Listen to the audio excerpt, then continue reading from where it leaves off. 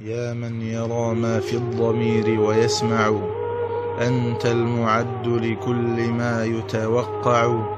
يا من يرجى للشدائد كلها، يا من إليه المشتكى والمفزع. يا من خزائن جوده في قول كن أمن، فإن الخير عندك أجمع.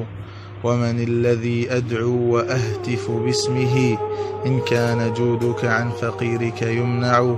حاشا لمجدك أن تقنط عاصيا، الفضل أجزل والمواهب أوسع.